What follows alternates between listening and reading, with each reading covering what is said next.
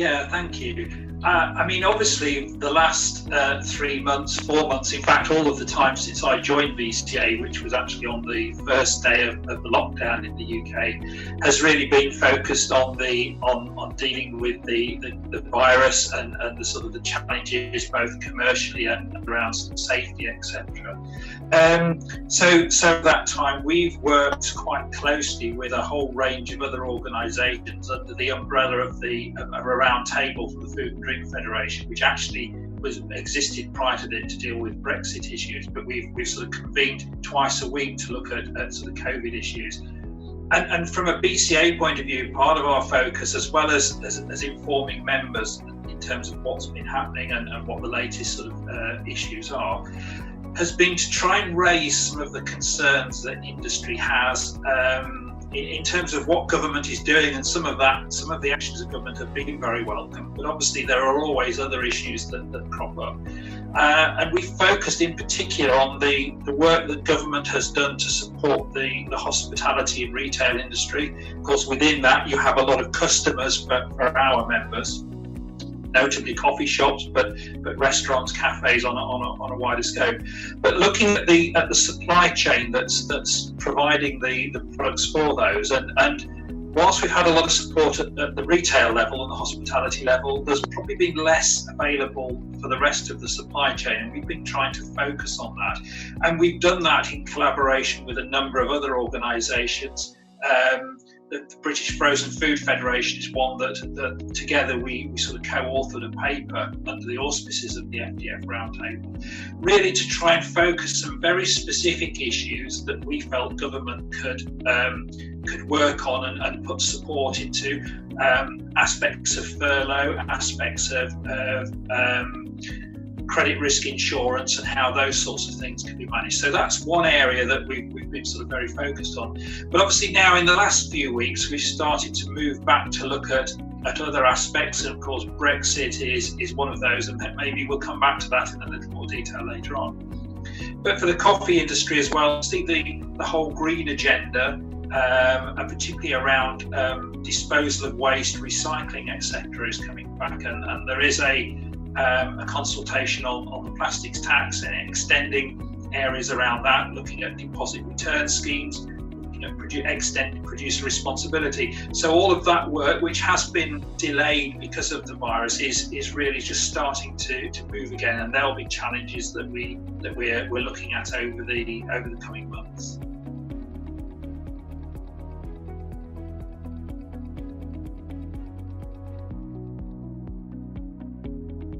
I think we've been very keen that EFSA and indeed our own Food Standards Agency have come out and suggested that, as far as all of the available evidence is, that food is not a transmission route in itself, and that's very important for people to understand.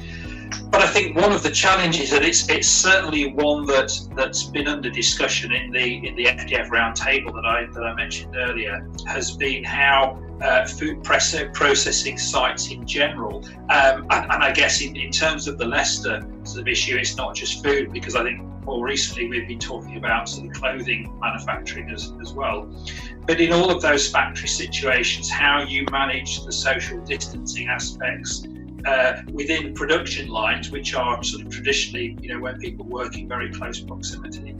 And I think, one of some of the evidence that seems to be coming out, and the government is talking about, is that actually in a number of these areas, it's probably not the processing site or the factory that's the sort of the original vector of this, but maybe a lot of the people that are working in those sort of factories are coming from a very sort of small area. They probably all live in the same sort of part of the town or the city. They may be sort of congregating, or they may be meeting up with each other, on a regular basis. They may be travelling to work on the same sort of bus routes or train routes or sort of car shares, etc. So I think some of it is probably needs to be looked at in terms of those wider aspects.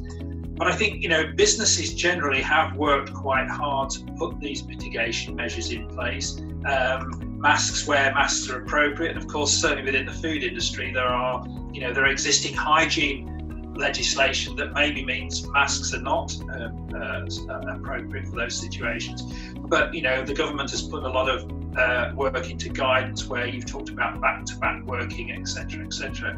So I think the food industry has worked quite hard generally, and certainly the coffee is part of that to ensure that business is as safe as possible. And clearly, I know from some of our own members that they have sort of furloughed a number of staff. And are just starting to sort of bring those back, not necessarily full-time. So people are having to think very carefully about how staff engage with each other, how they engage with the business, from 100% staffing, is it should it be 50%, 60%, 40%, etc. So quite a lot of work sort of going into those sort of things. But I think, more generally, the evidence seems to be, or the recognition is that, this is a virus that is going to be with us for some time. There will be outbreaks that occur in all sorts of areas, which simply reinforces the need for us all to maintain those very basic things such as social distancing, still the 2 meters where you can, the hand washing, the sanitisation, etc. Which is a lot of common sense, and it's I recognise that sometimes people momentarily slip for whatever reason, their attention is drawn elsewhere. But I think we can all play a big part in those sort of managing those basic aspects and trying to limit the potential for any sort of future outbreaks, whether it be sort of regional, local, or widely.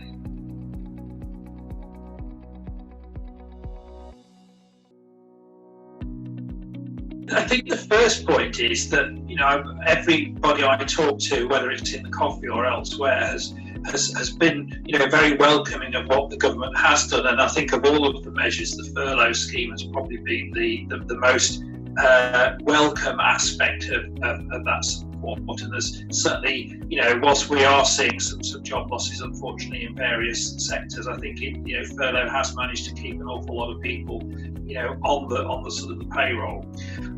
The challenge as ever comes in terms of how do you start to sort of relax the furlough, as the Chancellor's recognised. And I think the obvious concern for BCA and sort of members is, I think if you look at the sort of particularly the coffee shop end, and obviously that contributes quite a bit of that £17 billion that you sort of talked about in terms of added value.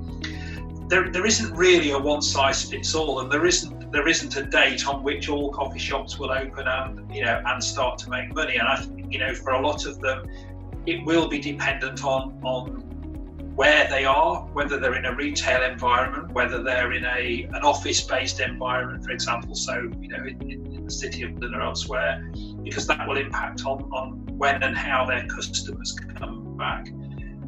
For some of them that have a sort of a smaller shop, then obviously the challenges become sort of more difficult in terms of managing sort of social distancing, and that will lead into how they open, how they reopen, and what support they continue to need from government.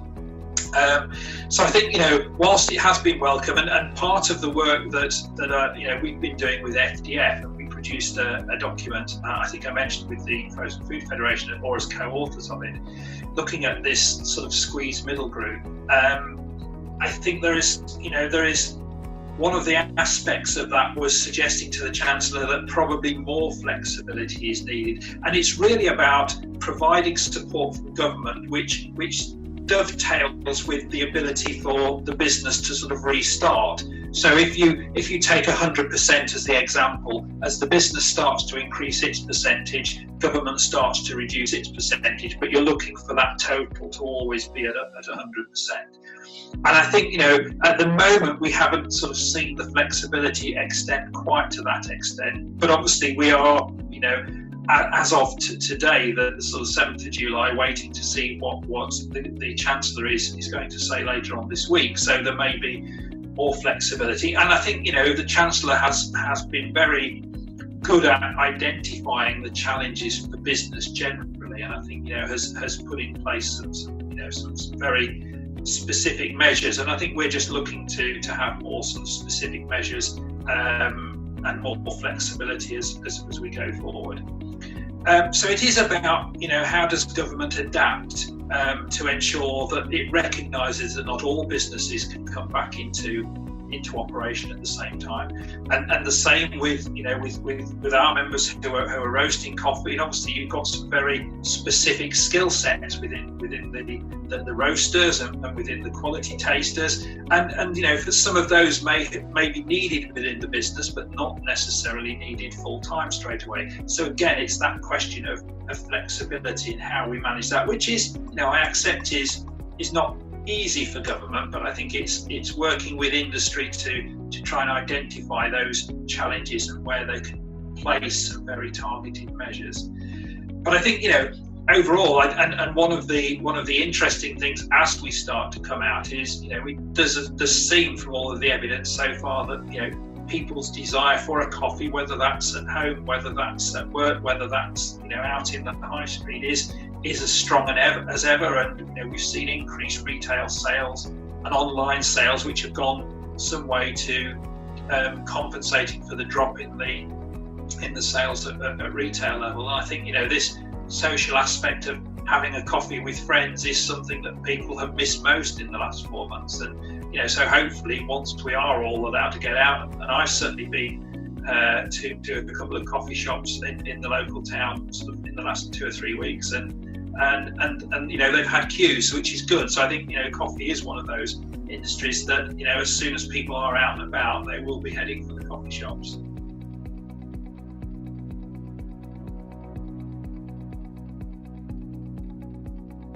Well, I think in terms of the government sort of easing, I think we would be broadly supportive. I mean, we were keen to see a measured approach to relaxation. I think by and large the government has achieved that with help from its sort of scientists. So the indications are that the prevalence of the virus is now much lower than it was in terms of the number of people it's infecting. I think we're now at 1 in sort of 1,700 or something like that, as opposed to about 1 in 400 2 or 3 months ago.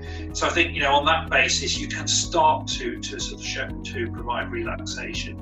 And clearly for government it is always a balance between protecting sort of health and safety, but also protecting the economic situation and commerce as well. So you're always striving to sort of hit that sort of median, and I think to a large extent that they've done so, because clearly that it's imperative that we do get the economy going again, and running it in these sort of measured stages has been sort of welcome. I mean, there have been some sort of challenges in terms of how England, Scotland, Wales, Northern Ireland have done it, but by and large there has been a reasonable amount of similarity across the board.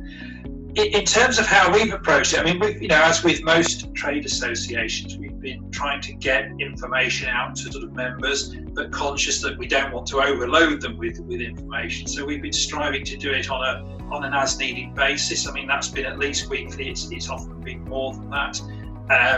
We've been feeding information which has come both direct from government, but also from the sort of the wider roundtable, the FDF roundtable that we're sort of part of, because that's a route into officials that we as BCA may not be able to sort of manage all of those on our own. So we're sort of grateful for being part of a bigger sort of business family or organisational family, as it were, to sort of deal with these issues. And again, we're sort of trying to ensure members are aware of the responsibilities that are placed on them as an employer in terms of maintaining sort of the measures to protect their staff, to providing information if it's at sort of retail level, helping them to understand where the advice, where the guidance is for sort of restarting businesses as well. So many of the things that an association would do, and then alongside that, it's been trying to carry the concerns of the membership to government. And as I mentioned, the sort of the document, the squeeze middle document that we worked on. So those really are the two sort of areas that we've been working in, and of course sharing thoughts and views and issues and challenges with other organisations, whether they're allied to us, and people providing sort of food into cafes. I mentioned sort of frozen food, people providing the logistics and the haulage, etc., the sort of the chilled food sector. We all have very similar challenges that we're sort of trying to address, and often there are views where it's good to sort of share particular conversations you've had, particular initiatives that others may not be aware of. So it's it's a very collaborative approach, certainly amongst the sort of the food and drink sector association level, and that's all part and parcel of trying to ensure that companies have as much information as possible, but as I say, not to sort of overload it, so they know that what they're getting from associations is important and needs to be sort of looked at.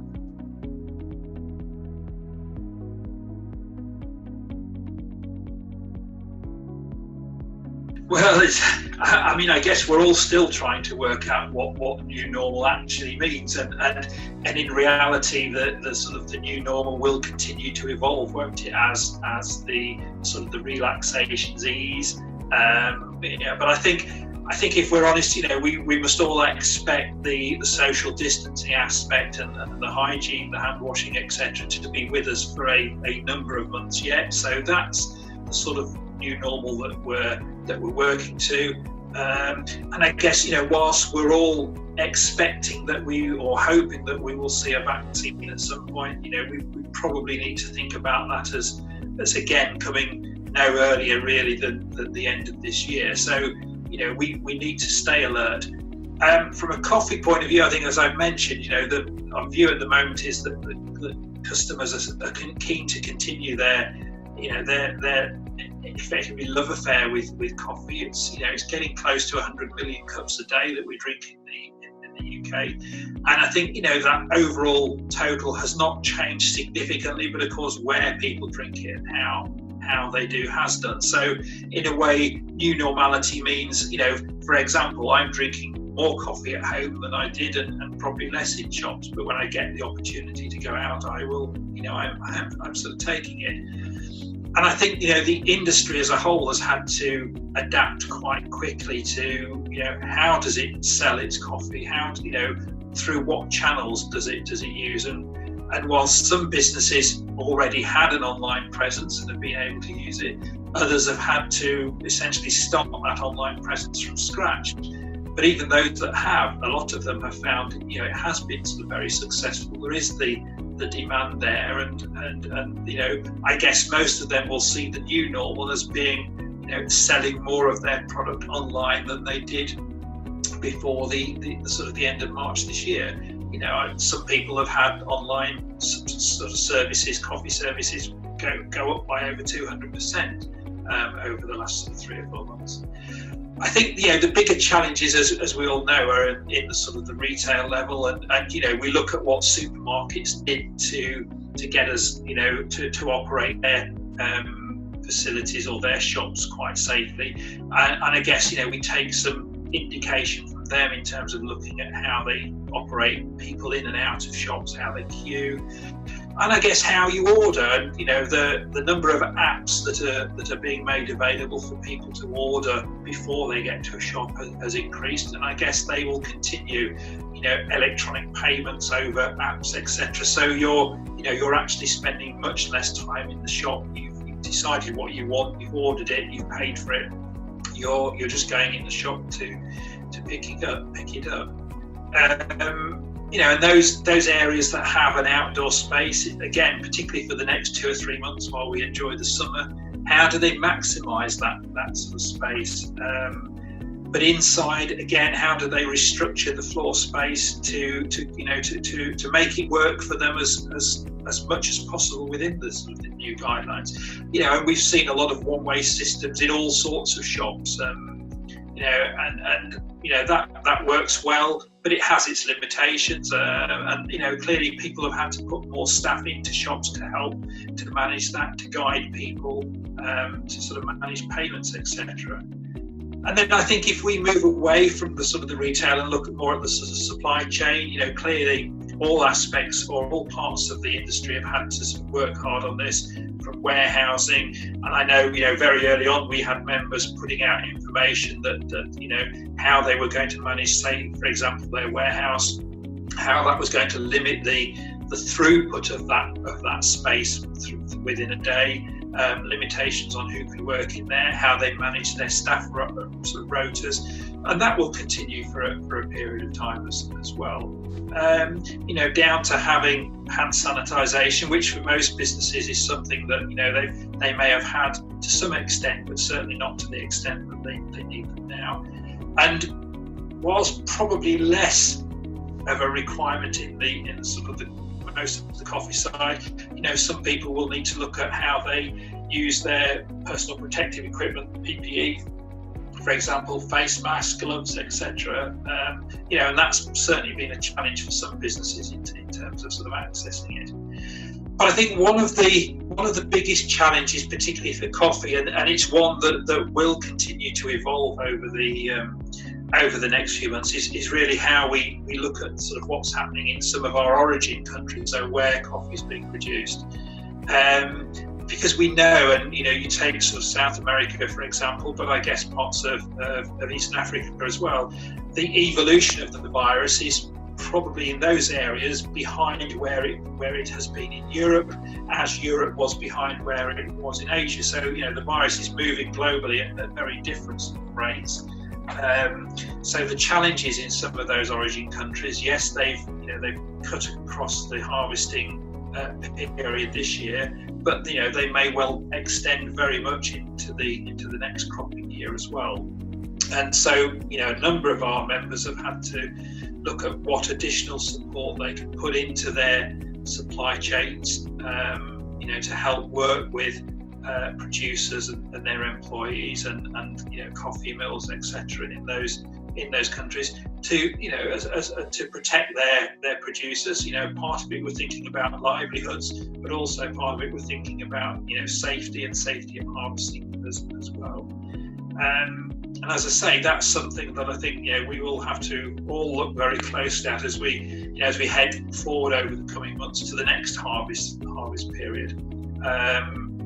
Because more and more coffee companies are having closer ties with producers in the specialty area, but in other areas as well. And knowing the producers, having relationships with them means that you're very much more aware of the challenges that they as individual producers are having and the difficulties that they're facing as the virus sort of moves through their population as it's moved through the UK.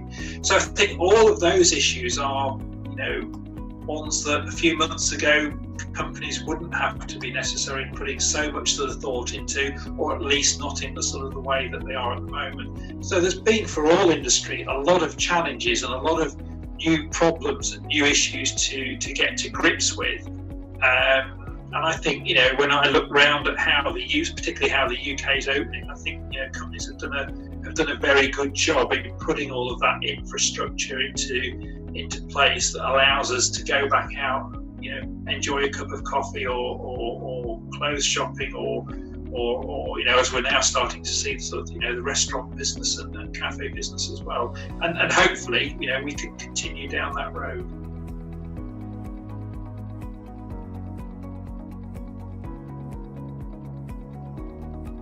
I think your question really encapsulates for me some of the biggest challenges, just putting sort of the virus aside for one moment, some of the biggest challenges that the industry has over the next few decades. But of course pricing is something that's here with us now and has been for the last sort of number of years on a sort of cyclical basis. As you said at the start, I've come from the sort of the agriculture sector, and I guess I do recognise some of the sort of the challenges that we've had in other crops in terms of this sort of pricing, sort of the cyclical nature, the impact of currency, exchange rates, the sort of futures market activity. Some of those are obviously the same. Clearly, when you have an annual crop such as soya or maize or corn or wheat, you have probably a number of different opportunities to look at how you do things compared to a coffee producer who's producing producing from a tree that's got a lifespan of a number of years.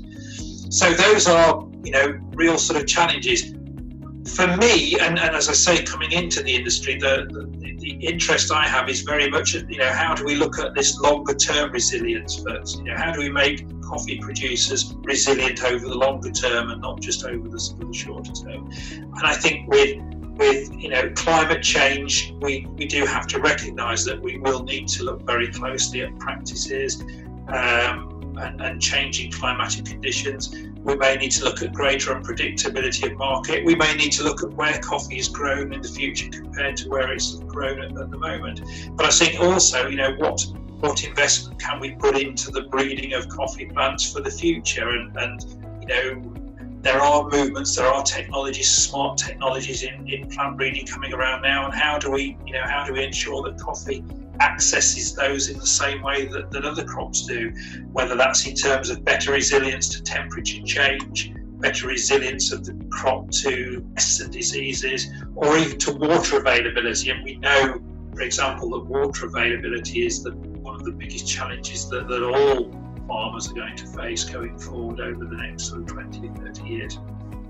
So I think there is a need to look at how do we collaborate more in some of those areas. And one of the challenges certainly that I have coming in, I think, is understanding how associations, and not just BCA, but all of the associations across the consuming countries and also the producing countries can play their part in working towards this sort of more resilient future. I think, I mentioned the issue of new varieties, and it is interesting that the coffee perhaps doesn't have the input of plant breeding sort of in the way that other crops does, and that's been certainly something that I've learnt about. But I look at what's going on in World Coffee Research. I look at what's going on in the UK, and I'm keen to get down to talk to people at Kew Gardens as soon as I can, to talk about some of the work that they've been doing, and even today reading about what's going on through researchers at Huddersfield University. And then you have the Global Coffee Platform, Sustainable Coffee Challenge, and then some of the certification bodies, Rainforest Alliance, Fair Trade. All of those groups are trying to work in their own way to provide a more sustainable future for the coffee industry, and particularly at that sort of producer level. And I guess, to some extent, it's understanding how we coordinate all of that work to ensure that it is doing what it sort of needs to do. And certainly, I was reading again just yesterday afternoon, actually, before this interview, at the ICO's sort of latest coffee break, because I think the version 3 has come out sort of recently, and looking at what they've been trying to do through their public-private initiatives. And really, I recognise most of the things that they're trying to do, and clearly they're the right things in bringing people together. And it will take a little bit of time, unfortunately. And I think, people have to accept that, these sorts of challenges are not dealt with overnight. They do take commitment from everybody, but they do also take some time to work through. And it's how, we as an association play our part in that, and also communicate some of these issues back to the ultimate consumer, because I, as a coffee drinker, want to be enjoying coffee for the next 20 or 30 years, at least, bearing in mind where I am in my sort of own life cycle. But am I sufficiently well aware of some of the challenges that are facing that? And therefore, as a consumer, what else can I do to sort of help support the changes that are needed? As I say, to maintain the product that I'm interested in, my little sort of affordable luxury. So if I want to continue it, I want to understand some of the challenges. I want to see what I, as a consumer, can contribute to them. So those are areas, I think, where I'm keen to sort of look at how BCA plays a part in sort of securing a more sort of stable future for the whole sort of coffee chain.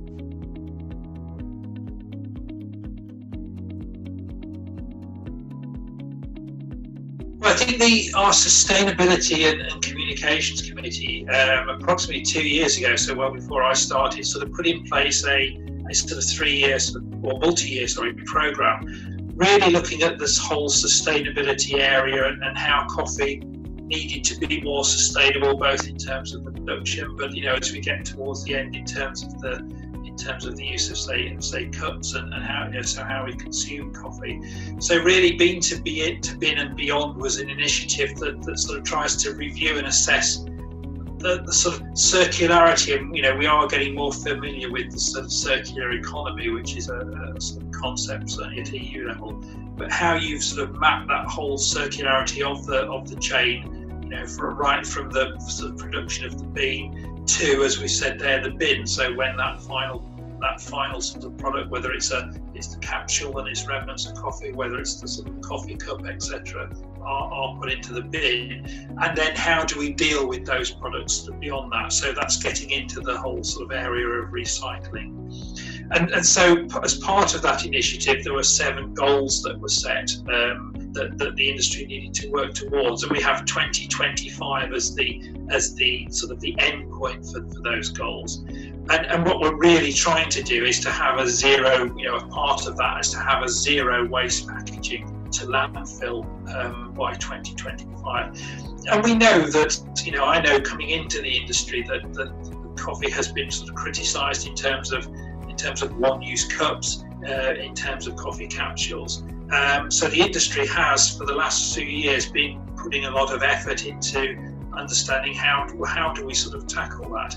And clearly, we have, I think one of the biggest challenges that we come up with, and it's certainly not unique to sort of coffee, is particularly for the UK, how do we make sure that we have a comprehensive recycling infrastructure in place that ensures that if I dispose of a coffee cup, say here where I live in sort of Lincolnshire, we have a very similar approach to somebody who's disposing of it in say the West Country or in the Southeast or in the Northwest. And I think we've had a situation where different parts of the country do operate recycling in a different way. Some accept some things, some don't accept others. So part of it is looking at how we can build that infrastructure, and that's across a whole use of products.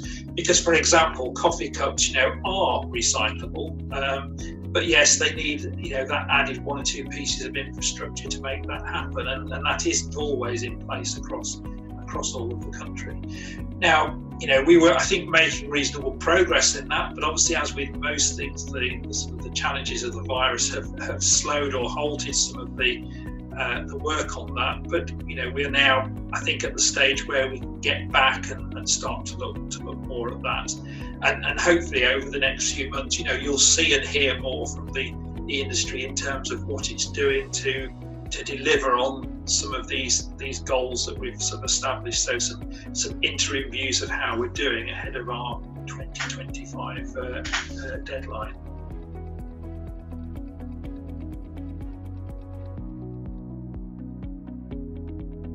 Yes, well, I mean, I've had the fortune, or you may say misfortune, to be dealing sort of fairly heavily in Brexit issues really for the last sort of 4 years in my previous role, and certainly as part of this. And I think the one thing that's most interesting, we're talking again about the prospects of a no-deal Brexit ahead of the end of this year. And I think most people are of the view that if that is where we end up, it's certainly not going to be the same as the no-deal Brexit we were forecasting at the end of last year. And I think for coffee, as with a whole range of other sectors, tariffs are one of the big sort of challenges that would come with a no-deal Brexit.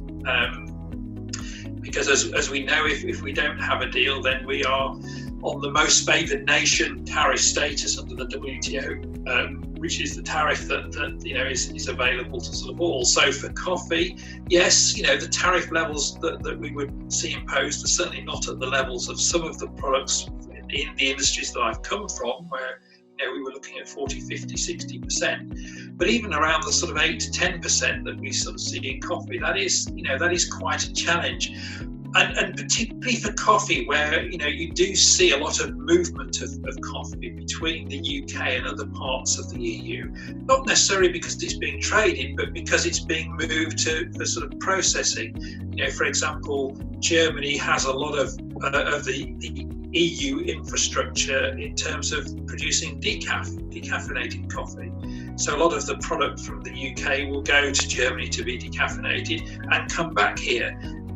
That's not really a trade, that's a sort of process. Now there are processing reliefs that could be available, and we're keen to understand that a little bit more. But again, how making progress on those is dependent on getting a little bit further down the road with the negotiations.